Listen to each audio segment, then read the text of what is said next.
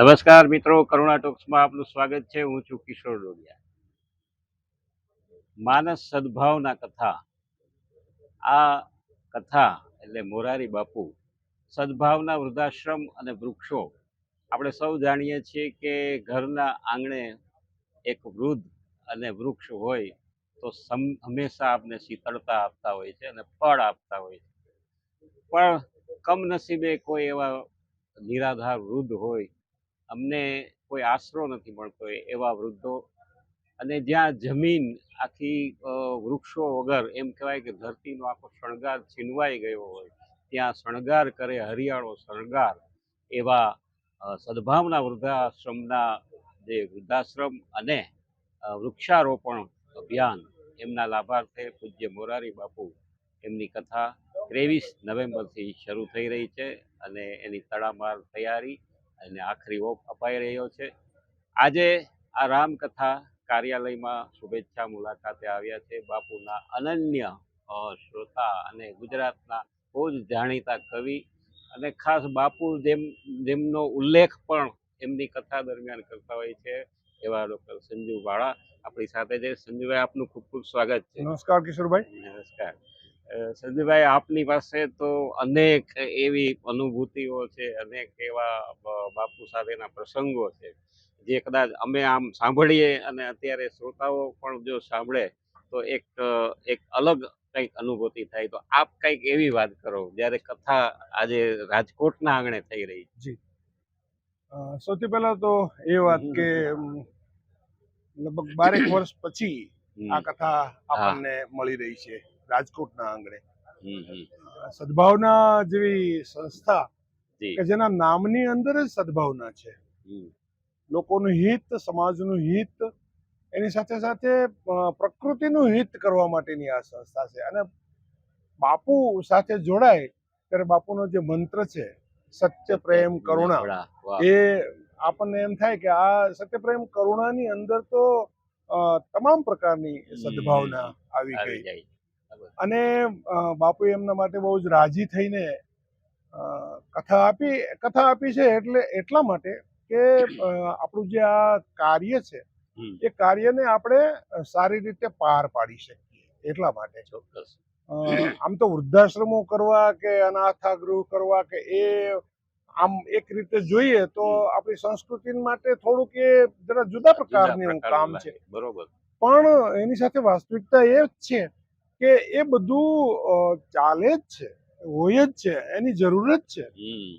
તો બાપુ તો એવા કરુણામૂર્તિ છે કે જ્યાં જ્યાં જરૂરિયાત પડે, જેને જેને જરૂરિયાત પડે, ત્યાં ત્યાં બાપુ એમ કે સૌથી પહેલો હું ઊભો હોઈશ. જેમ કે તમને ખબર છે કે મુંબઈની જે હોસ્પિટલો માટે બાપુએ કથા કરી, મુંબઈની ગણિકાઓ માટે બાપુએ કથા કરી. સામાન્ય રીતે જ્યાં લોકો જવા માટે સદગૃહસ્થો એમ ઈચ્છે કે અહીંયા ન જાય, બાપુ ત્યાં પહોંચે. બાપુએ જે થર્ડ જેન્ડર આપણે કહીએ છીએ એના માટે પણ કથા કરી. એટલે બાપુનો હેતુ એવો છે કે જે સમાજથી થોડા તરછોડાયેલા છે, થોડા સમાજથી થોડા જેને સમાજ છે એ એના માટે થઈને જાહેરમાં જુદી રાખે અને ખાનગીમાં એક પડદો રાખે છે. આવો જેના માટે પડદો રાખે છે એના માટે બાપુ તરત જ ઊભા હોય છે. સદભાવનામાં પણ આપણને ખબર છે કે અહીંયા જે તમારું બહુ જ સારું સૂત્ર છે કે અમને અમારા માવતરની જરૂર છે.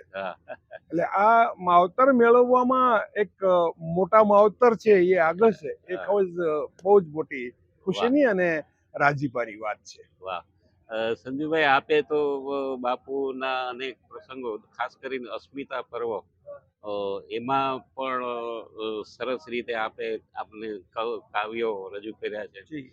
તો આપ અત્યારે કવિ તરીકે મારી સામે બેઠા છો તો હું કંઈક એવું ઈચ્છીશ કે બાપુને કંઈક 2 લાઈન દ્વારા એમને ગમતી, એમને તમારી કવિતાનો ઉલ્લેખ કર્યો એવું તો કાંઈ હોય તો. બાપુએ તો અનેક વખત અનેક કવિતાઓનો ઉપયોગ કરતા આપણે એમ કે બાપુએ ઉલ્લેખ કરીને આપણને ધન્યતા બક્ષી છે.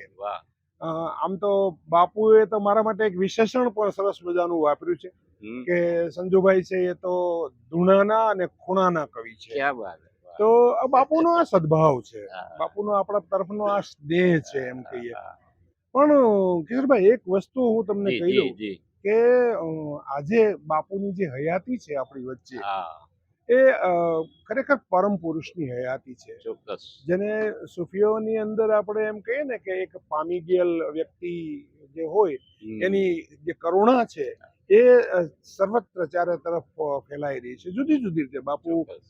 કથા કરે છે, એ કથા તો એક બાનું છે, હમ, પણ ખરેખર તો બાપુને કેટલાક માણસોને રૂબરૂ મોઢામોઢ થવું છે, ચોક્કસ. એટલા માટે થઈને એ કરે છે. હા, તમને બહુ સારી વાત એક કરું કે જુનાગઢની અંદર રૂપાઈતનમાં હા, અમે થોડા મિત્રો સાથે કવિ શ્રી રમેશ પારેખ હતા, મનોજ ખંડેરિયા હતા, હમ, અનિલ ખંભાયતા હતા, રાજેન્દ્ર શુક્લ હતા અને ઘણા બધા મિત્રો હમ, ત્યાં બેઠા હતા. અને તમે જાણતા હો તો આપણા મોઇનુદ્દીન ખાન બહુ મોટા ગઝલકાર છે. હમ, હમ, એમના દોહિત્ર એમને દીકરીના દીકરા હમ, એક યુવાન હતો ને એ સરસ હાર્મોનિયમ તબલા સાથે ગઝલ પેશ કરી રહ્યો હતો. હમ, હમ, બહુ જ સરસ એકદમ સરસ માહોલ હતો. તો એ માહોલની અંદર બાજુમાં ભીખુદાનભાઈ ને અમે બધા બેઠા હતા. બાપુએ જરાક જોઈને એમ કહ્યું કે મિત્રો એક પ્રશ્ન તમને, હમ, આ કાર્યક્રમની વચ્ચે તો બોલાય નહીં હમ, પણ મને તરત મનમાં આવ્યો. હમ, એટલે અમે કીધું કે બાપુને શું છે. બાપુએ એવું કીધું ક્યાંક આપણે વધુ પડતી મજા તો નથી કરી લેતા ને. ઓહ, હવે આમ વધુ પડતી મજા તરફ જેની સભાનતા હોય હમ, એ ખરો સૂફી સરસ, છે, સુખી. એ ખરો સંત છે. એટલે હમ, બાપુ આપણા આજના એવા સંત છે કે વધુ પડતી મજા પણ નથી જોતી. હમ, વાસ્તવિક સમાજનું એમને જીવન જોઈએ છે, વાસ્તવિક સમાજને એને મોઢામોઢ થવું છે.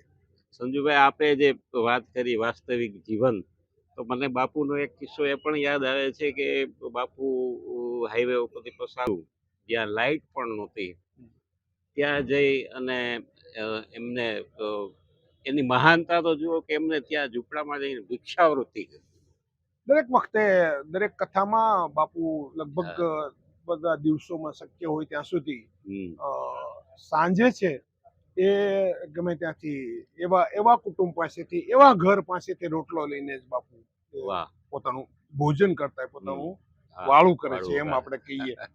અને એ જ તો બાપુની કરુણા છે. કરુણા. એને ખબર છે હમ, કે હું જ્યાં રોટલો લેવા જાઉં છું એ મારા બે સુધી માણસ. પહોંચી શકે તેમ નથી. ક્યાં વાત. જે માણસ મારા સુધી પહોંચી શકવા સક્ષમ નથી, ચાલો એના એને પાસે ત્યાં હું પામ્યું. જાઉં. વાહ વાહ. આ બાપુની સૌથી મોટી વાત છે. અને ખરેખર એ જે વાત કરી આપ, સત્ય, પ્રેમ, કરુણા, જી. એ ત્રણેય એમ જાણે લાગે કે સાક્ષાત ત્યાં એનો અનુભવ થતો હોય. એટલે હવે ભલે આ સ્લોગન છે તો બહુ બાપુના હમ, માટે હમ, જાણીતું હમ, થઈ ગયું છે કે હમ, સત્ય પ્રેમ કરુણા, હમ. પણ એમ કહીએ કે બાપુએ હવે આ સ્લોગન છે ને એ પોતાની અંદર સ્વયં સાક્ષાત ઉતારી લીધું છે કે પોતે છે એ જ સત્ય પ્રેમ કરુણા મૂર્તિ છે. હા, એમનું આ એમનું વાક્ય અથવા મહાવાક્ય રહ્યું છે. વાક્ય. તમને ખબર હોય તો આપણી પાસે વેદ વાક્યો છે, કેટલાક હા હા. કેટલાક મહાવાક્યો છે હમ, હમ, હમ. કે એ મહાવાક્યો છે ને એની સાથે આવતીકાલે આ સત્ય પ્રેમ કરુણા છે ને એ મહાવાક્ય થઈ જવાનું છે. ચોક્કસ, ચોક્કસ. અને બાપુ છે એ પોતે જ આ મહાવાક્યની પોતે જ સાક્ષાત મૂર્તિ છે એમ તમે કહી શકો. કારણ કે એ બાપુએ કઈ આચરણમાં મૂકવાની જરૂર નથી. એ પોતે જે રીતે વર્તે છે, હા. જે રીતે સમાજની ઉપર કરુણા વહાવે છે, એ પોતે જ સત્ય પ્રેમ કરુણા છે. ચોક્કસ. એમાં હમ. એમાં એમાં ક્યાંય એવું નથી કે બાપુએ એના માટે થઈને પ્રયત્ન કરવો પડે કે બાપુ એના માટે કઈ આમ આ મારું સત્ય, હા. આ મારો પ્રેમ, આ મારું એક કોઈ વસ્તુ છે જ નહીં. સ્વયંભૂ એકદમ અંદરથી ઉગેલી વસ્તુ છે અને અને એ જ આખું વહાવે છે, એ જ આખું એનું જ તો આ વાતાવરણ છે, એની જ તો આ ફ્લાવર છે. સંજુભાઈ, આવું જ વાતાવરણ 23 તારીખથી રાજકોટના આંગણે થઈ રહ્યું છે. સર્જાવાનું છે. જી. અને ખાસ આપ જ્યારે અહીંયા ઉપસ્થિત છો તો દર્શકોને આપના તરફથી એક અપીલ થાય એવી ઈચ્છા રાખીશ. ચોક્કસ. મેં જેમ કહ્યું તેમ હમ, પૂજ્ય બાપુના સાનિધ્ય મળવું એ સૌથી મોટી વાત છે. વળી મજાની વાત એ છે કે બાપુ છે ને એ કથાની અંદર છેક છેલ્લો માણસ બેઠો હોય ને એને તરફ આંખ બિલાવીને વાત કરતા હોય છે. આગળ બેઠા હોય એના પર તો ખરું જ, પણ ત્યાં સુધી એમ. એટલે કથા દરમિયાન જો આપણને જ્યારે જ્યારે અનુકૂળ પડે, જ્યારે જ્યારે આપણને એમ થાય કે આજે આ માટે સમય છે, તો હું તો એમ કહું છું કે તમારા 9 દિવસ આ એક રાજકોટને કથાનો એક સરસ મજાનો તક મળી છે એમ હું તો કહું. ચોક્કસ. આવો મોકો ચૂકવા જેવો નથી. કારણ કે બાપુ જ્યારે સાક્ષાત તમારી સામે વ્યાસપીઠ ઉપરથી કથા વહાવતા હોય અને સામે બેસવું એક લાહવો છે, એક જીવનનો લાહવો છે એમ કહીએ. એટલે રાજકોટની આ કથાપ્રિય જનતાને પણ મારી વિનંતી છે કે આપને જ્યારે સમય મળે ત્યારે પૂજ્ય બાપુના સાનિધ્યમાં આવીને બેસજો.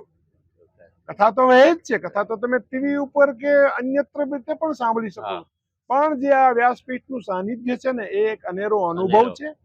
તમને એક જુદા પ્રકારની ત્યાં એક વાતાવરણ મળશે, જુદા પ્રકારનું તમને અનુભૂતિ મળશે. એટલે આવીને આ સાનિધ્યમાં બેસવા માટે થઈને આપ સૌને મારી પણ નમ્ર વિનંતી છે. પધારો, આપનું સૌનું સ્વાગત છે. ધન્યવાદ. સંજયભાઈ, ખૂબ ખૂબ આભાર, ધન્યવાદ કરુણા ટોક સુધી. અને ખાસ તો આપ આ જે શ્રોતાઓને જે કીધું, એક પોતાનો જ અનુભવની વાત કરી, એ બદલ આપનો ખૂબ ખૂબ આભાર, ધન્યવાદ. ધન્યવાદ. નમસ્કાર.